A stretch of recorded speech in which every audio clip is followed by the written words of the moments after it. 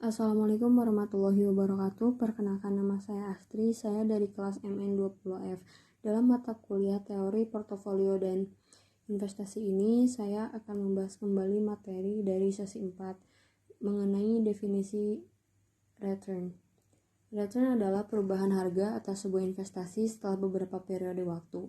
Pengembalian investasi atau return juga bisa direpresentasikan dalam bentuk selisih harga atau persentase. Return inilah tingkat keuntungan yang investor dapatkan dalam melakukan investasi. Pengembalian investasi ini merupakan salah satu faktor yang mendorong adanya interaksi dari para investor. Selain itu, pengembalian investasi ini juga bisa diartikan sebagai imbalan atas adanya keberanian dari para investor dalam menanggung setiap resiko dari investasi yang mereka lakukan. Jenis-jenis return. Yang pertama ada return realisasi.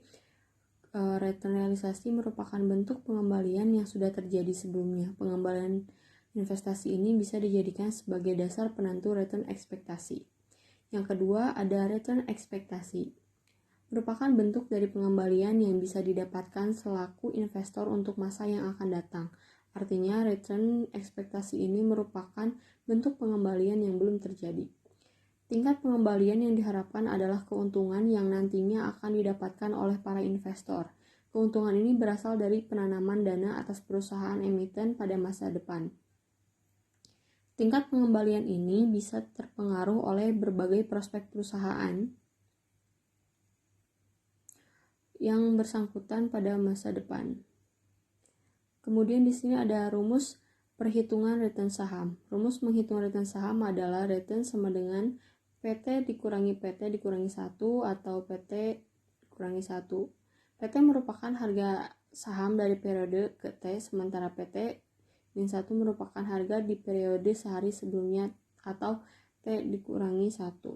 Kemudian di sini juga ada definisi resiko.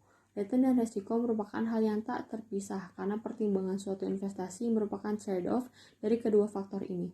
Hubungan yang semakin positif merupakan besar resiko yang harus ditanggung, semakin besar return yang harus dikompensasikan. Resiko merupakan variabilitas return terhadap return yang diharapkan.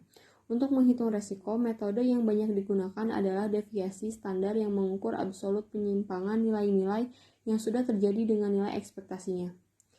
Kemudian ada resiko berdasarkan probabilitas, deviasi standar yang dapat digunakan untuk menghitung resiko.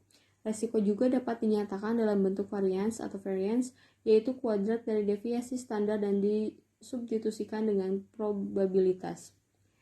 Yang terakhir ada resiko berdasarkan data historis. Resiko yang diukur dengan deviasi standar yang menggunakan data historis. Nilai ekspektasi yang digunakan di rumus deviasi standar dapat berupa nilai ekspektasi berdasarkan rata-rata historis atau tren atau random walk. Terima kasih. Wassalamualaikum warahmatullahi wabarakatuh.